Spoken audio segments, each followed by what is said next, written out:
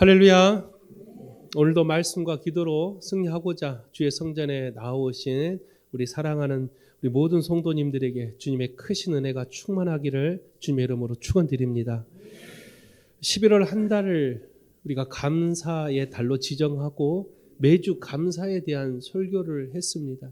그 감사의 절정이 지난주 추수감사 주일이라면 이제 대림절을 앞둔 이 창조절의 마지막 주일, 감사의 달의 마지막 주일을 어떤 말씀으로 함께 나눌까 곰곰이 묵상하고 기도했습니다.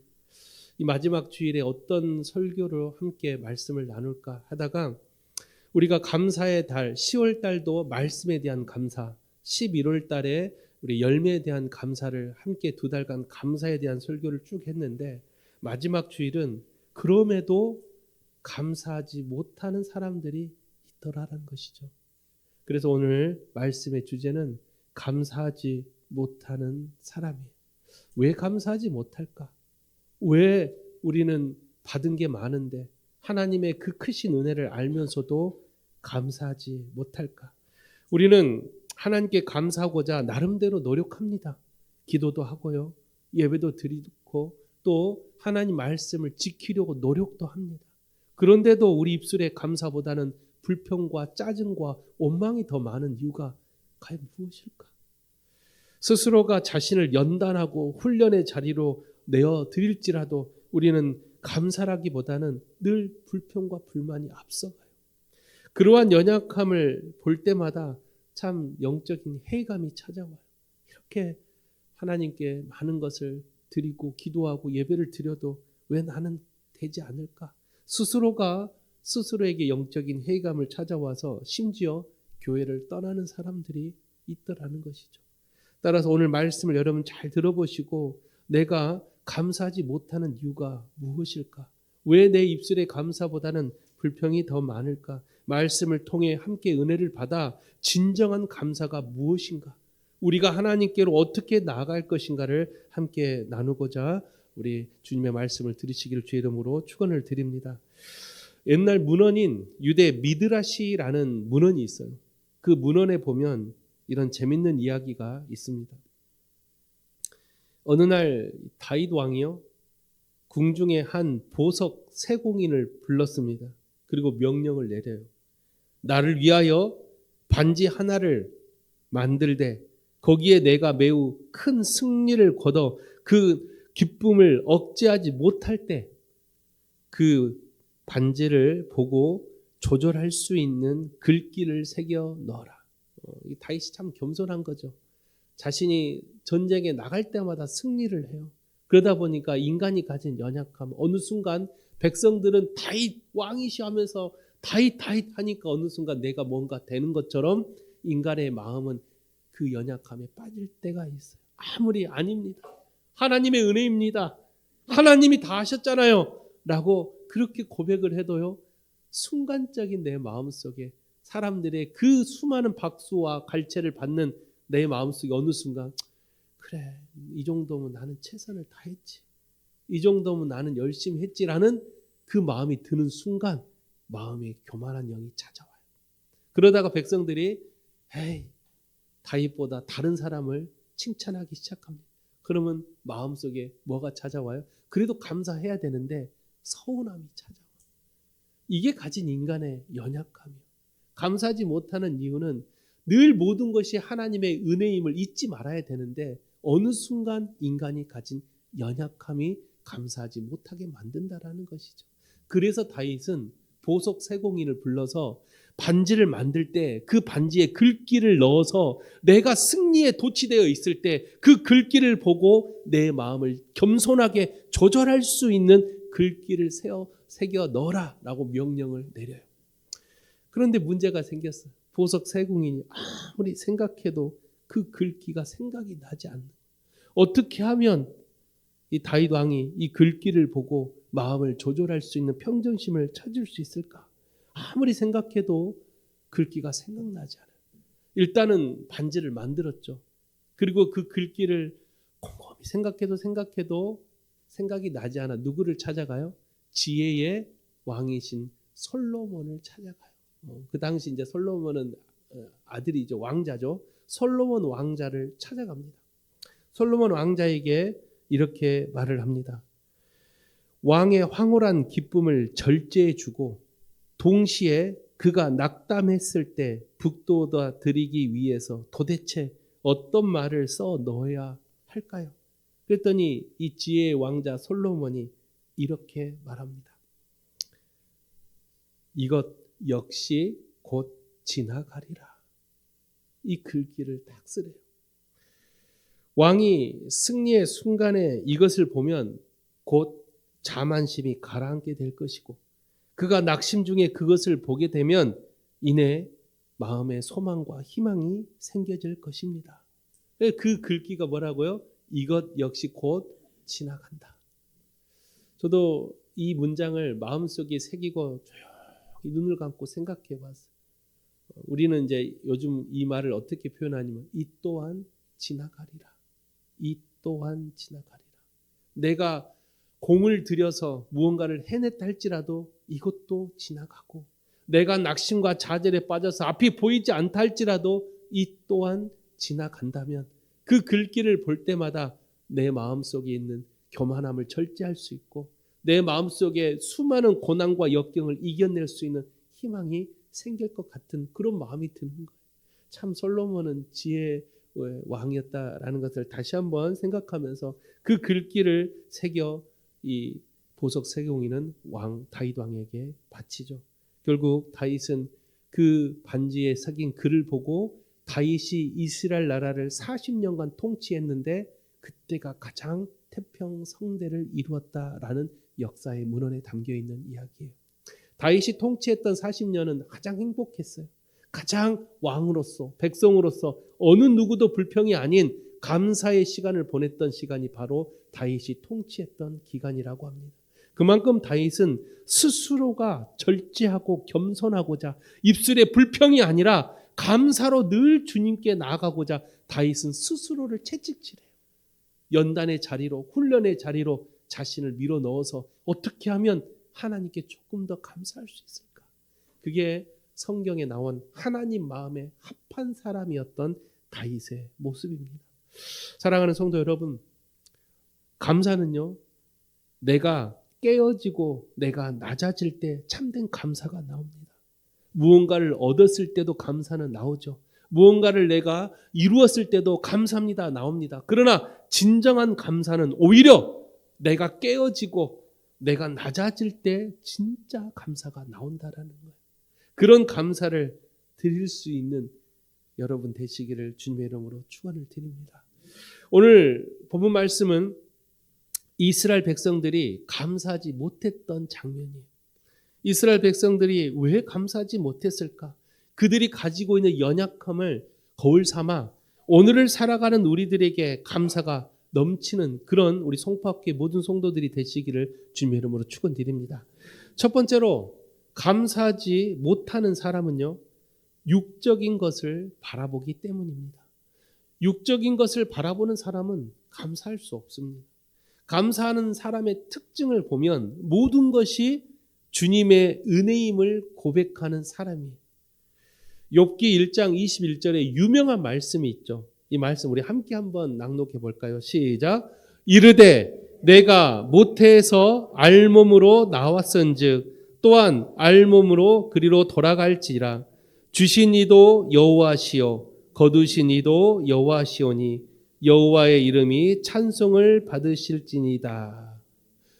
이 욥기서의 이 고백은 모든 것이 주님의 은혜라는 말씀이에요. 주신 것도 여호와, 취하신 것도 여호와. 근데 우리는 어때요? 하나님이 우리에게 뭔가를 주면 감사합니다 라고 고백이 나와. 그런데 어느 순간 하나님이 그걸 다시 빼앗아가. 그럼 우리는 그래도 감사합니다 이래야 정상이죠. 왜? 처음부터 내 것이 아니었으니까. 그런데 어때요? 우리는 그것이 순간 내 눈에 보이지 않을 때 불평과 불만이 나오기 시작해요.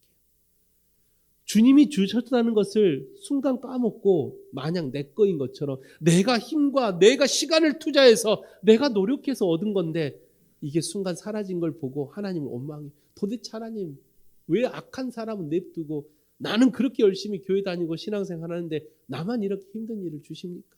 라고 불평하기 시작해. 다시 생각하세요. 원래부터 주님 거였어요. 내게 주신 자녀요, 내게 주신 사업이요, 내게 주신 직장이요, 내게 주신 꿈과 비전, 내가 하고 있는 모든 것이 주님이 주신 거라는 거예요. 주님 거예요. 내게 아닙니다. 내가 그것을 얻기 위해서 10년을 공부하고 투자했다 할지라도 내게 아닙니다. 모든 것이 하나님의 은혜임을 고백할 때 우리 입술엔 감사가 떠나지 않아요. 그러나 순간 그게 내 거인 것처럼, 내가 노력해서 얻은 것처럼, 내가 정말 심혈을 기울여서 내가 이루어낸 것처럼 내 마음속에 교만의 영이 찾아올 때 감사는 사라지게 돼 있어요. 우리는 잘 알아야 돼요. 모든 것이 주님의 은혜인 것을 고백하는 사람은 늘 감사하는 사람이라면 우리 눈에 보이는 육적인 것에 이입이 하지 말라는 거예요. 내 눈에 보이는 육적인 것이 사라졌을 때 여러분도 불평하지 말라는 거예요. 주님은 감사하는 자에게 또 다른 것으로 채워주십니다. 내 순간 내 눈에 보이지 않는다고 원망하고 불평하지 않고 오히려 하나님 감사합니다. 혹시 이것 때문에 내가 교만해질까 봐 하나님 이걸 거두어 가셨군요 라고 오히려 감사의 기도를 올려보십시오. 하나님은 그 사람의 때의 시와 맞게끔 하나님은 부어주는 놀라운 역사가 있다라는 거예요. 지금 당장 내 눈에 보이지 않는다고 불평하지 말라는 것입니다. 그러나 많은 사람들은 눈에 보이는 육적인 것에 우리의 마음을 뺏길 때가 참 많습니다. 오늘 본문의 이야기도 그거예요. 본문의 이야기가 무리바 사건이라고 불리는데요. 무리바에 도착했어요. 원래 무리바라는 곳은 광야, 이 사막 가운데 무리바는 물이 가장 많은 도시였어요. 그런데 백성들이 무리바라는 도시에 도착해서 야, 이제 우리 목도 축이고 이곳에 좀 쉬어야 되겠다 하고 무리바에 딱 도착했는데 샘이 다 말라 있었다라는 거예요. 물이 다 없어요. 마실 물조차 없었어요. 그러니 백성들이 오늘 본문에 뭐라 그래요? 원망해서 모세와 하나님을 원망하기 시작해요. 이러한 이스라엘 백성들의 마음속에 이 지금 눈에 보이는 물, 그까지 그 물, 눈에 보이는 육적인 그 물 때문에 출애굽을 시키시고 모든 세상의 역사의 주관자이신 하나님을 원망한다라는 게 말이 됩니까? 그 물 안 먹은 것보다 출애굽을 하지 못했더라면 애국 군대에 처참하게 죽었을 텐데 그때는 하나님 감사합니다. 그렇게 고백했던 백성들이 시간이 지나 물이 없으니 하나님을 원망하고 있는 거예요. 참 연약하죠. 성경에 보면요, 눈에 보이는 육적인 것 때문에 불평했던 사람들이 많이 등장해요. 우리가 다 아는 것처럼 요셉은 하나님이 특별히 사랑했던 사람. 그런데 그 요셉을 누가 미워했어요? 형들이 미워해요. 심지어 요셉을 죽이려고까지 도모했다라는 거예요. 결국 요셉이 애국으로 종으로 팔려갔던 것도 형들이 요셉을 미워했다라는 거예요. 형들은 눈에 보이는 것으로만 요셉을 판단했어요. 요셉이 꿈을 꿨을 때도 그걸 형들에게 이야기를 했을 때 형들이 그게 하나님의 꿈이라면 야 하면서 오히려 요셉을 더 사랑했어야 되는데 눈에 보이는 것만 생각했던 요셉의 형들은 교만하다고 어디 버릇없이 요셉을 잡아 죽이려고까지 했던 사람들이 바로 요셉의 형들이었죠. 또 성경에 보면 에서라는 사람이 있어요. 에서는 어땠어요? 눈에 보이는 것 때문에 자기의 형제였던 야곱을 평생 쫓는 사람으로 인생을 마감해요.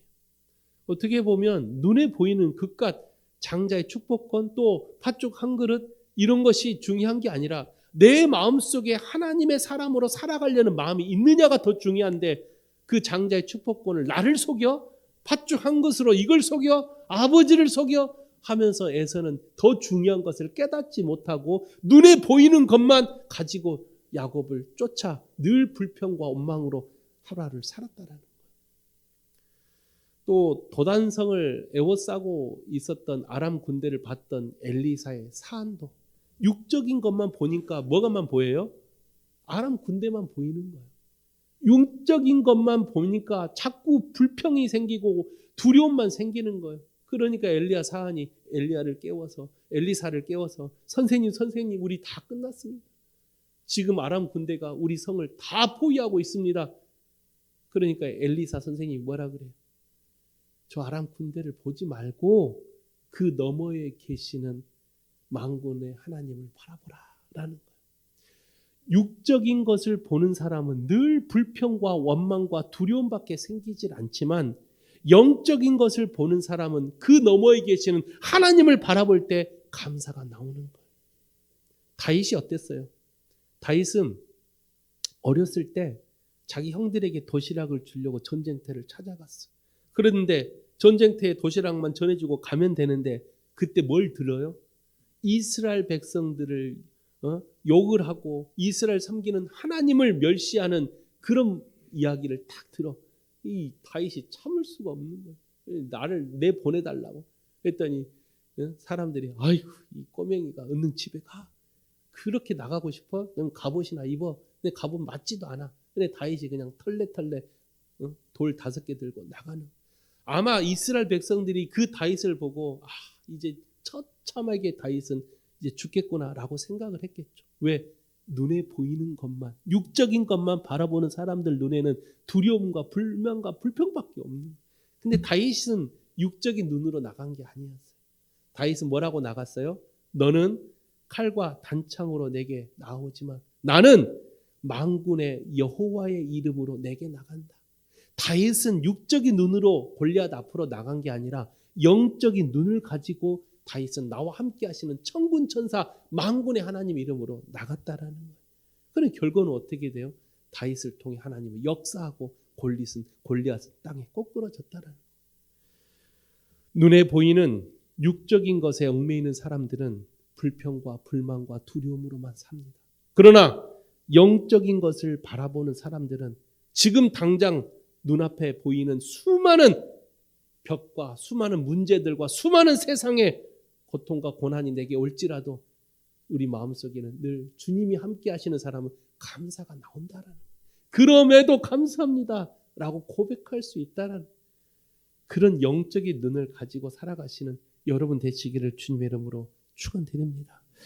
두 번째로 감사하지 못하는 사람은요, 순종하지 않는 사람들이죠. 그리스도인들은요, 언제나 주님의 말씀에 순종하는 사람이 되어야 합니다. 우리는 순종하는 사람이 돼야 돼요. 성경에 나와 있는 말씀 하나하나가 우리에게 순종을 가르치고 있다면 우리는 우리의 생각과 우리의 경험을 내려놓고 말씀에 순종할 수 있는 사람이 돼야 돼요. 그런데 어때요? 우리는 늘 순종이 아니라 내가 이해가 되면 순종해요. 내가 상황이 되면 순종하고 내가 마음에 그게 와 닿으면 순종하려고 해요. 이거는 선택적 순종이라고 불러요. 이러한 선택적 순종은 올바른 믿음이 아닙니다. 아브라함이 하나님께서 어느 날 나타나서 본토 친척 아비의 집을 떠나 내가 지시할 땅으로 가라 했을 때 아브라함의 상황은 어땠어요? 당시에 부족을 벗어나게 되면 돌에 맞아 죽어요. 그런 아브라함이 하나님 여기서 역사하면 안 됩니까? 이곳에서 하나님 나를 들어 사용해 주면 안 됩니까? 라고 자신의 생각을 비췄다면 아브라함은 성경에 등장하지도 못했겠죠. 그러나 아브라함은 즉각적인 순종, 선택적 순종이 아니라 즉각적인 순종으로 본토 친척 아비의 집을 떠나 하나님이 지시할 땅으로 가죠. 결국 아브라함의 그 즉각적인 순종은 지금까지도 믿음의 조상이라고 불리우는 놀라운 은혜의 사람이 되었다라는 거예요. 우리 그리스도인들은 선택적 순종이 아닌 즉각적인 순종을 통해 하나님의 역사를 경험하는 그런 여러분 되시기를 주 이름으로 부탁을 드립니다. 오늘 본문의 이스라엘 백성들은 그런 순종하지 못했어요. 왜요? 지금 당장 목이 말라. 지금 당장 목마름 때문에 하나님을 원망하고 모세를 원망하고 있는 그러한 이스라엘 연약함을 보고 오히려 누가 화를 냈어요? 모세가 화를 내기 시작해요. 모세가 오늘 본문에 보니까 순간 혈기 섞인 분노의 메시지를 전해요. 원래 이 말씀을 조금 더 이해하려면 시편을 봐야 돼. 시편에 오늘 이 무리바 사건을 자세하게 설명한 내용이 나오는데 그 본문이 바로 시편 106편 32절에서 33절의 말씀이. 거기 말씀에 보면 뭐라고 나와 있냐면 그들이 또 무리바 물에서 여호와를 노하시게 하였으므로 그들 때문에 재난이 모세에게 이르렀나니 이는 그들의 그의 뜻을 거역함으로 말미암아 모세가 그의 입술로 망령되이 말하였음이로다 라고 시편 기자가 말을 해요. 지금 이스라엘 백성들이 목마름 때문에 하나님을 반역했다라고 오늘 본문에 본문 10절에 보면 이렇게 말하죠. 모세와 아론이 회중을 그 반석 앞에 모으고 모세가 그들에게 이르되 반역한 너희여 들으라. 우리가 너를 위하여 이 반석에서 물을 내랴.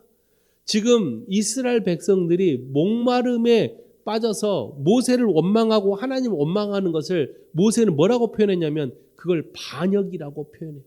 여러분, 반역이란 단어 언제 씁니까? 우리 편이었는데 어느 순간 적이 되는 사람들, 배신자들, 이런 사람들을 보고 반역을 했다라고 말해요. 지금 이스라엘 백성들은 하나님의 백성으로서 출애굽에서 젖과 꿀이 흐르는 가나안 땅으로 가는 하나님의 백성들인데 그 목마름 하나 때문에 하나님 앞에 적으로 돌아섰다라는 것은 이 행위는 반역한 행동이다라고 모세는 그렇게 표명을 해요. 반역은 결국은 순종하지 않는 사람들의 모습이에요. 하나님께서 나를 따르라, 젖과 꿀이 흐르는 땅으로 가겠노라 라고 명령했지만 반역한 자들, 아니요, 그곳은 우리는 가지 않겠습니다. 지금 우리의 목마름을 해결해 주면 우리는 가겠습니다 라는 이 반역한 이스라엘 백성들에게 모세가 순간 망령되이 자기의 생각을 집어넣어서 말씀을 전하게 되죠. 오늘 그 본문 10절에 보면 우리가 라는 단어가, 이 단어 하나가 결국 모세가 가나안에 들어가지 못하는 결정적인 이유가 됩니다. 여기서 말하는 우리가는 뭐예요? 너희들의 그 목마름을 해결해 줄 수 있는 게 하나님이, 원래 하나님이신데 순간 모세가 착각으로 해요. 우리가, 나와 아론이 너희들의 목마름을 해결해 주겠다. 내가 홍해 바다를 가르고 지금까지 너희들을 출애굽시켜서 여기까지 왔는데 그깟 목마름 못하겠느냐 하고 우리가 라는 말을 써요. 원래 어떻게 했어야 돼요? 모세가 하나님께서 너희들의 그 목마름을 채워줄 것이다 라고 그렇게 선포해야 되는데 순간 모세가 화가 나서 순간 이 백성들이 막 돌을 들어서 모세를 죽이려고 하니까 모세가 지금 화가 엄청 머리끝까지 난 거예요. 원래 모세는 혈기가 많았던 사람이잖아요. 모세가 40살 됐을 때 이미 혈기를 부려서 어떻게 애굽 사람을 돌로 쳐 죽인 사건도 있을 만큼 모세는 혈기가 많았던 사람이에요.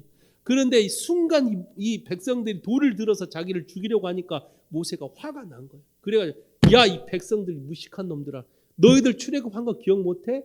이 목마름 그까짓 거 우리가 해결 못할 것 같아? 라고, 물론 모세는 우리가 하고 나서 하나님께 엎드렸겠죠. 다시 하나님께 이 백성들의 목마름 해결해 달라고 했겠죠. 그러나 이 백성들 앞에서 우리가 그걸 해결하지 못하겠느냐라는 망령된 일컬음을 했다라고 시편 기자는 그렇게 말을 해요. 저는 이 말씀을 한번 더 곰곰이 생각해 봤어요. 그래도 모세의 진정한 마음의 뜻이 아니었잖아요, 하나님.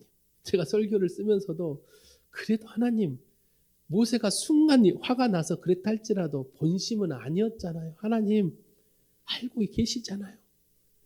라고 또 순간 하나님께 물어봤는데 또 하나님은 아무 말씀이 없으셨어요. 그래서 더 생각해 봤죠. 그랬더니 참 중요한 메시지가 하나가 나요. 바울 사도가 했던 말씀이 딱 떠올라. 로마서 5장 19절의 말씀을 읽고 나서야 그제서야 이해가 돼. 로마서 5장 19절의 말씀에 뭐라고 나와 있냐면 한 사람이 순종하지 아니함으로 많은 사람이 죄인 된 것 같이 한 사람이 순종하면 많은 사람이 의인이 된다.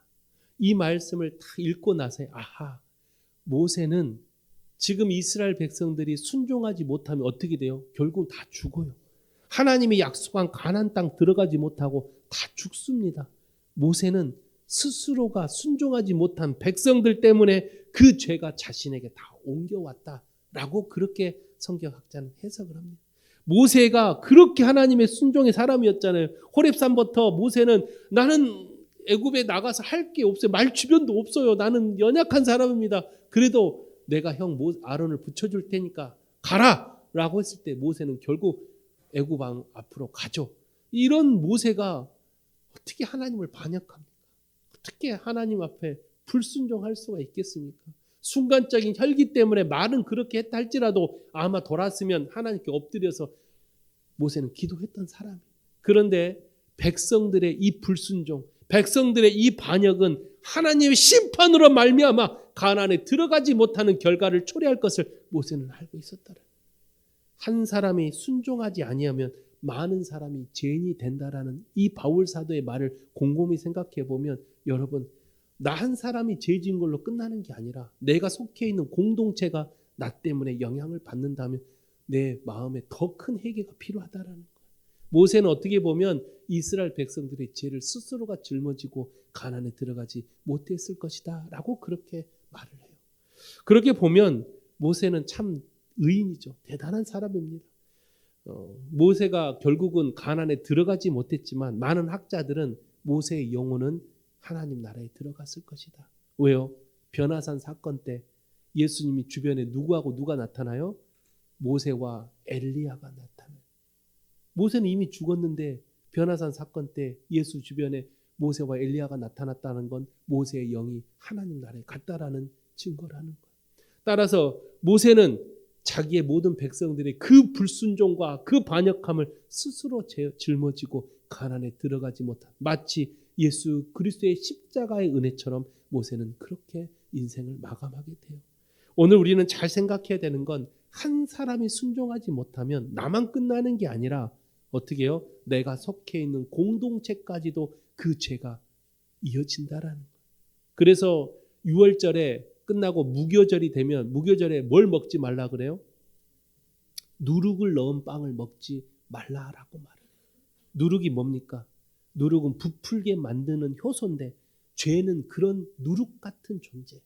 죄는 나 혼자 죄를 지으면 끝날 것 같지만 어느 순간 누룩처럼 이게 부풀려서 나와 함께하는 옆에 지인들, 옆에 사람들에게 그 죄가 옮겨가 버린다라는 거예요. 그래서 공동체 전체가 나는 아무것도 한 게 없는데 왜 없어요? 죄 지은 한 사람을 놓고 기도하지 않았잖아요. 그 죄가 이미 공동체 안에 다 퍼져버린 거예요.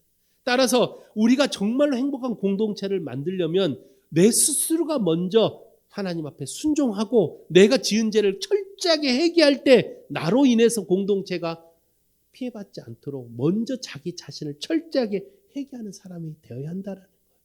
그런 사람이 바로 입술에 감사가 넘치고 말씀에 순종하며 그렇게 살아갈 수 있다는 것을 여러분 꼭 기억하시기를 주 이름으로 부탁을 드립니다. 마지막 세 번째로 감사하지 못하는 사람이 누구냐? 바로 믿음이 약한 사람입니다. 믿음이 없는 사람은요, 불안합니다. 매일의 삶이 불안해. 왜요? 믿음이 없으니까. 믿음이 강한 사람은 모든 것이 하나님께서 나를 인도해 줄 거라는 확신이 든 사람은 순간적인 어떤 문제가 생겨도 주님 도와주십시오라고 오히려 강한 의지의 기도가 나와요. 근데 믿음이 약하고 믿음이 없는 사람들은 조그만한 문제에도 벌벌벌 떨어요. 큰일 났다, 큰일 났다. 우리는 어때요? 믿음이 있다라고 생각하지만 순간적인 문제와 순간적인 어려움에 빠졌을 때 우리 마음속에 두려움과 마음속에 어려움이 찾아와요. 그건 믿음이 약하기 때문에. 우리 모두가 큰 믿음을 가지고 살기 위해서는 오직 하나님을 의지할 수 있는 삶이 돼야 돼. 그게 삶의 우선순위를 주님께 두는 훈련이에요. 지금 당장 내 믿음이 갑자기 조그만했던 믿음이 이만한 큰 믿음으로 될 수가 없어요. 그래서 스스로가 그 믿음의 훈련에 하려고 어떤 훈련을 하냐? 모든 삶의 우선순위를 하나님께 두는 거예요. 이번에 우리 목회자 수련회 때 유명한 강사님을 모시고 세미나를 했어요. 그 강사님의 주제가 바로 다음 세대 2025년을 어떻게 목회할 것인가라는 주제였었어요. 그때 그런 말을 합니다. 우리 모두가 지금 너무나도 어려움 속에 살고 있다. 모든 교회가, 한국 교회가, 특히 기장이 가장 모든 교단 중에 가장 지금 심각한 수준에 이른 교단이 바로 이 기장 교단이라는 거예요. 30년 후에 통계적으로 지금 현재 통계적으로 봤을 때 30년, 40년 후에 가장 먼저 소멸될 교단이 기장 교단이래요. 그만큼 코로나 이후에 기장 교단이 숫자가 절반 이상 떨어졌대요. 30만 명이었던 기장교단이 지금은 15만 명밖에 없어요. 그런데 신기하게 통합 측, 합동층은 통계를 냈더니 코로나 이전과 코로나 이후에 별다른 변화가 없다라는 거예요. 그건 뭐냐? 결국은 우리가 정말 더 간절히 하나님께 엎드리지 않고 더 믿음으로 하나님께 나가지 않으면 우리는 어느 순간 하나님 곁으로 다 떠나가 버린다라는 거예요. 잘 생각해야 됩니다. 우리의 믿음이 연약하고 우리의 믿음이 부족하다면 스스로가 더 주님 앞에 엎드려 간절히 부르짖는 신앙의 훈련을 더 해야 된다라는 것. 그런데 많은 사람들이 그렇지 않아요. 그래서 어떤 목사님이 손을 들고 물어봤어요. 그럼 기장교단이 코로나 이전에는 왜 그렇게 사람들이 그나마 있었습니까? 라고 했더니 기장교단이 가장 추구하는 게 꼴등이 기장이었고 그 앞에가 어떤 교단이냐면 감리교단이에요. 근데 감리교단과 기장교단이 하는 스타일이 비슷합니다. 사회 참여 그리고 진보와 어떤 영적인 것보다는 학문적이고 인텔리적을 주장하는 것이 바로 기장과 감리예요. 그러다 보니까 어떻게 됐어요? 기장이 코로나 이전에는 그래도 그 모임을 함께 하면서 사회 참여도 하고 또 지식적인 훈련도 하고 이런 것을 되게 좋아했는데 코로나가 끝나고 나서 그 모임을 할 수가 없으니 이제는 그 지식을 어디다 구하러 가냐? 바로 세상을 향해 나간다라는 거예요. 그래서 그 교수님이 지금 현재 가장 왕성하고 가장 부흥하고 있는 교단이 어떤 교단인지 아십니까? 코로나 이전에는 단 1%밖에 되지 않았던 교단이 지금 코로나 이후에 가장 급속도로 부흥하고 있는 하나의 파가 있는데 그게 어딘지 아십니까? 바로 무당이래요. 무당이 현재 우리나라에서 가장 급속도로 부흥하고 있는 파가 바로 무당. 왜 무당이 부흥하고 있나? 많은 사람들이 무당을 찾고 있대. 자신의 마음의 어려움과 자신의 마음의 어떤 해결을 하고자 무당을 찾아가는 사람들이 너무 많아졌대요. 여러분 TV 틀면 무당에 대한 어떤 이야기들 많이 하죠. 그게 그냥 하는 게 아니래요. 다 그게 지금 이 무당 협회에서 그런 걸 나라에 많은 영향력을 미치고자 조직스럽게 이 조직을 짜서 하고 있는 게 지금 현재 이 무당의 이 협회예요. 우리는 잘 생각해 봐야 돼요. 진정으로 우리가 믿음으로 어떻게 하면 하나님 앞에 더 올바르게 쓸 수 있는가? 그 믿음이 연약하고 믿음이 부족해서 앞뒤를 분별하지 못하고 우상을 섬기는 그런 다른 종파에 빠져 있다면 우리는 다시 한번 생각해 봐야 된다는 거예요. 참 안타깝지만 현실이 그래요. 우리는 지금 이 순간에 우리가 할 수 있는 것은 믿음을 다시 부여잡는 거예요. 마태복음 14장에 보면 유명한 이야기가 있죠. 베드로가 무리를 걸었던 장면.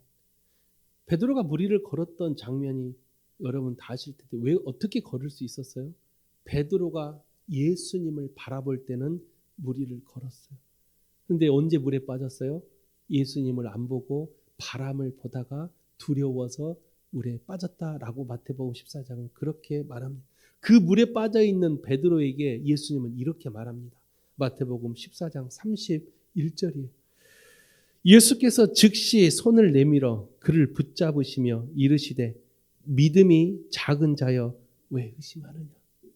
물에 빠졌던 베드로에게 예수님이 뭐라고 말을 해요? 믿음이 작은 자요.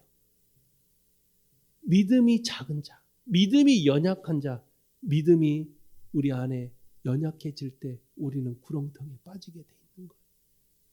우리의 믿음을 부여잡고 우리의 믿음을 다시 하나님께로 올려드릴 수 있는 한 가지 방법은 우리의 시선이 다시 예수님을 바라봐야 돼요.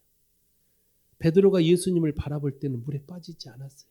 우리의 시선이 예수님을 바라보게 되면 우리는 물에 빠지지 않는다라는 거예요. 따라서 우리가 하나님을 믿는다라는 거, 우리 입술에 감사가 넘치려면 우리의 시선이 바뀌어야 돼요. 우리 시선이 바뀌려면 우리가 지금 내 눈은 무엇을 바라보고 있는지를 먼저 인지해야 됩니다. 여러분 지금 무엇을 바라보고 있습니까? 내 눈이 지금 무엇을 바라보고 있냐는 것. 세상을 바라보고 세상 물질을 바라보고 또 우리 안에 있는 하나님보다 내 마음을 더 빼앗아는 것을 바라보고 있다면 우리는 구렁텅이에 나올 수가 없어요. 우리의 시선이 바뀌지 않으면 주만 바라볼지라라는 우리의 고백이 되지 않으면 우리는 구렁텅이에 나올 수가 없다라는 거예요. 저는 확신합니다. 하나님의 은혜를 체험하고 제일 먼저 바뀌는 것이 바로 우리의 눈이라는 거. 여러분 옛날 생각해 보세요. 은혜 받게 되면, 기동 갔다 오게 되면, 어디서 집회 갔다 오면 제일 먼저 우리의 눈이 바뀌어요. 우리의 눈이 바뀐다라는 것은 내가 바라보는 시선이 교회가 되고 기도의 자리가 되고 하나님을 사랑하는 자리로 내 눈이 자꾸만 가요. 은혜 받은 사람들의 특징이죠. 은혜 받은 사람들은 시선이 늘 하나님의 은혜에 꽂혀 있는 거예요. 근데 그 순간 세월이 흐르고 은혜가 점점 식어지면 다시 우리의 눈은 세상을 바라보게 돼 있어요. 잘 생각하세요. 지금 나는 무엇을 바라보고 있는지. 우리의 시선이 무엇을 바라보고 있는지에 따라 내 믿음의 연약함을 측량할 수 있다면 여러분 내 시선이 하나님을 바라보기를 주의 이름으로 축원드립니다. 믿음을 부여잡고 예수님을 온전히 바라볼 수 있는 사람들은 내 가치관이 바뀌고 내 기준이 바뀌고 삶의 목표가 바뀌는 사람들, 그런 사람들이 바로 내 시선의 끝에 예수님이 계시는 사람들이에요. 12명의 정탐꾼을 보십시오. 10명의 정탐꾼의 시선을 뭘 바라보고 있었어요? 가나안에 살고 있는 거인들을 바라보고 있었어요. 그러니 정탐꾼의 시선은 두렵고 떨리는 것밖에 없어요. 구렁텅이에서 나오지를 못해. 그래서 정탐꾼을 갔다 왔던 10명은 우리 가지 맙시다. 갔다간 다 죽어요. 그들이 바라보는 시선은 구렁텅이밖에 없어요. 그런데 여호수아 갈렙의 시선은 뭘 바라봤어요? 가나안 똑같은 곳을 바라봤는데 10명은 구렁텅이를 봤지만 2명은 하나님의 약속을 봤어요.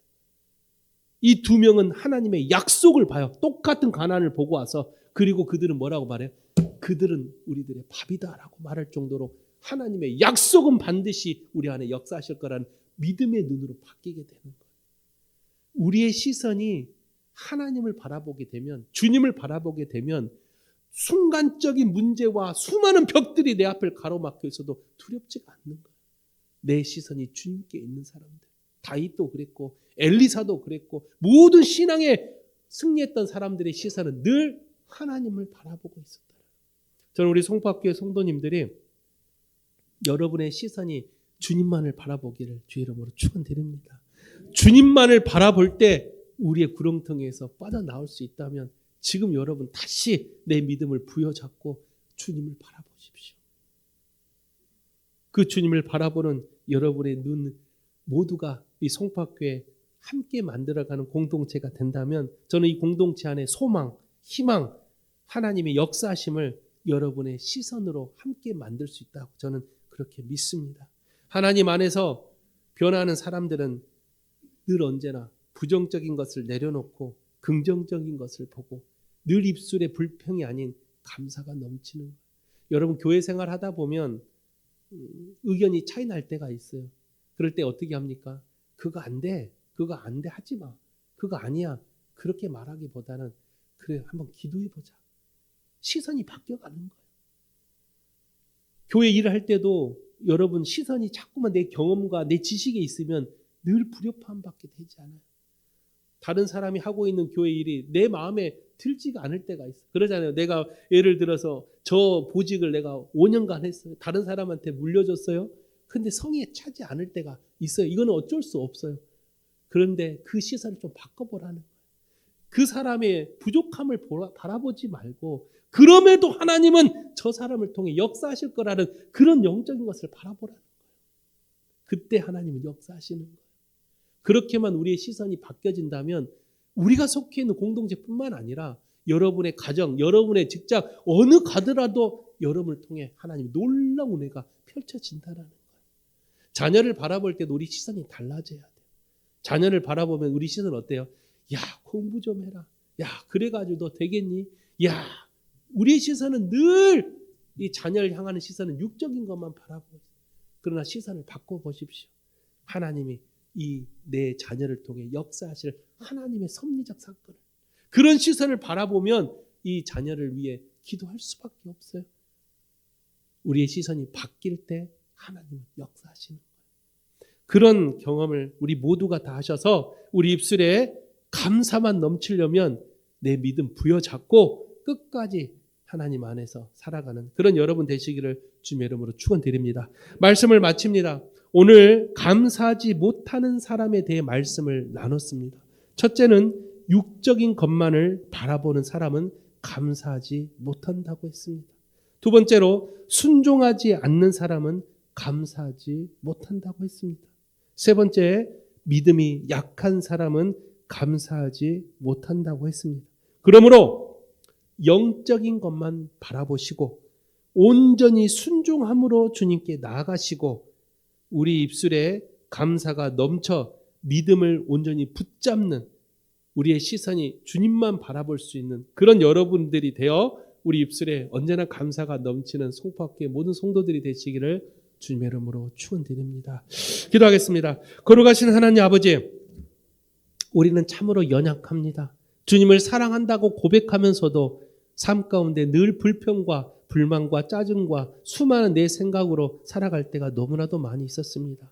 주님, 우리를 용서하여 주시옵고 우리 입술에 감사가 넘치려면 하나님 말씀에 늘 순종하는 사람이 되게 하시고 영적인 것을 바라보게 하시고 믿음을 부여잡고 우리의 시선이 주님만을 향할 수 있는 우리의 모든 성도들의 삶이 되게 하여 주시옵소서. 모든 것을 주께 탁하며 살아계신 예수 그리스도의 이름으로 기도하옵나이다. 아멘.